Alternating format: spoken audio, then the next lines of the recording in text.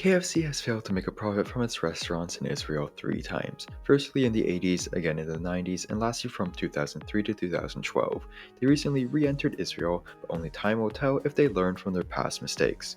There's also reports of KFC smuggling operations around Israel. So, what on earth is going on with KFC in Israel?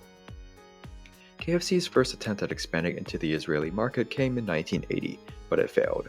On October 13, 1993, KFC planned to re-enter Israel by partnering with Clow Trading Limited to franchise their restaurants.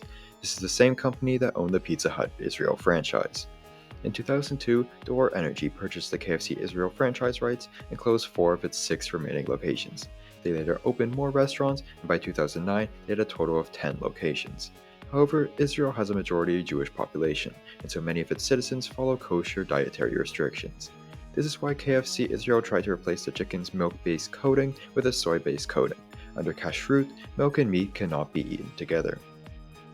After 2 years of negotiation, KFC Israel received permission to change the recipe locally. This made all KFC Israel locations kosher, but at the same time, soy coating was already being used at 2 of their 8 locations.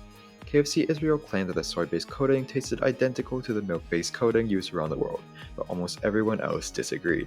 The poor taste of the new coating is often believed to be one of the major reasons why KFC failed so badly in Israel for the 3rd time. Milk powder is a major component of KFC's batter, taste, and crispiness. Also, the soy-based batter did not stick very well to the chicken.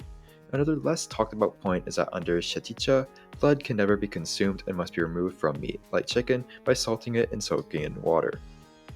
This saltiness makes it very difficult to produce the same flavor that KFC is known for. According to KFC Israel franchise owner Udi Shammai, the moment we switched to kosher, sales began to plunge and it was no longer economically viable. The product was less good, whereas things had gone fine with unkosher chickens. End quote. All KFC locations in Israel had closed by 2012 as they were unable to make a profit. At the time, Shammai believed that KFC would have succeeded if the chain wasn't kosher. In fact, around 60% of Israelis do not follow kosher dietary restrictions. But before talking about KFC's most recent operations in Israel, let's talk about the KFC smuggling scheme I mentioned earlier. Many fast food chains in the West Bank, such as McDonald's, have trouble getting franchises in the area without first contacting the Israeli franchisee. Despite this, the first Palestinian-owned KFC opened in Ramallah in 2012. KFC currently has 6 locations in the West Bank in 4 different cities. Even though many Palestinians want KFC, there are no restaurants in the Gaza Strip. This has led to the smuggling of fried chicken from Egypt through underground tunnels. The nearest KFC location to the Gaza Strip is found in Al Arish. When Kali Efrangi brought some KFC back from Al Arish for some friends, he was flooded with requests for more chicken. Thus, he decided to turn this into a business.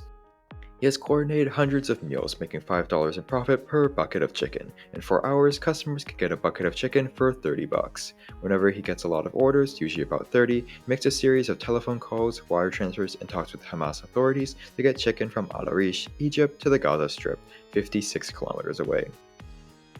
The tunnels were originally meant to be used for the transportation of basic foodstuffs, construction materials, and sometimes people, but Israel's easing of restrictions led to less demand for smuggling tunnel operations. So they started to offer smuggling services at a much cheaper price, which allowed KFC to be brought to Gaza at a reasonable price. There's clearly a demand for KFC in the region, so KFC is now attempting to re-enter Israel for the 4th time. It was only until the summer of 2018 that KFC publicly expressed interest in trying to enter the Israeli market again. In 2017, a team of KFC representatives visited Israel on 3 separate occasions, and KFC met with potential franchisees, real estate agents, and poultry suppliers. They began hiring employees in 2019, and their first restaurant opened in the city of Nazareth on 3rd February 2020. There are currently 13 restaurants in Israel, and KFC plans to open a total of 100 branches by 2025. In nearby UAE, Egypt, Qatar, Bahrain, Oman, Jordan, Lebanon, Morocco, Iraq, and Saudi Arabia, KFC has a total of 700 restaurants. What seemed to be the main problem with KFC Israel was their kosher chicken's subpar taste. One other issue often mentioned is that chicken is a staple food in most Israeli households, so KFC has to work much harder to get people to eat at their restaurants. Their product simply was not good enough, and the soy also made the product much more expensive. Their attempts to make their chicken kosher by changing the recipe failed. This is why KFC declared that none of their new Israeli restaurants will be kosher as part of their 4th attempt to enter the market. However, due to food traditions, most Israelis, kosher or not, still follow 3 rules of kosher law: no shellfish, no pork products, and don't mix milk and meat. Even though 60% of Israelis do not follow kosher dietary law, many more will still not eat KFC's chicken as it mixes milk and meat. Due to this, McDonald's and Burger King don't make cheeseburgers in Israel, while Domino's Pizza and Pizza Hut don't offer pepperoni. Furthermore, to appeal to everyone, McDonald's has both kosher and non-kosher restaurants in Israel, and they are now one of the largest fast food chains in Israel. Burger King is on their second attempt at getting a foothold in Israel, after failing before, and Subway left after 2 failed attempts. Starbucks, Dunkin' Donuts, and Wendy's have also all failed. In Israel, there's not much of a culture of eating out. Most of the time, this would involve falafels, shawarmas, or eating in an actual restaurant, not fast food. Well, only time will tell if KFC's 4th attempt in Israel will succeed. Most of the issues stem from the kosher culture of Israel. Despite this, by 2025, KFC aims to open 100 restaurants in Israel, but they're currently only 13 at the time of writing this video. For better or for worse, KFC may be forced to leave Israel for the 4th time. And just like so many other fast food chains, they may be forced to put an end to their Israeli aspirations once and for all. And that's the end of the video. In my opinion, I don't think that KFC will be able to reach its goal of opening 100 restaurants in Israel by 2025, but I still think they have a chance of becoming profitable. And yeah, as always, thank you all so much for watching.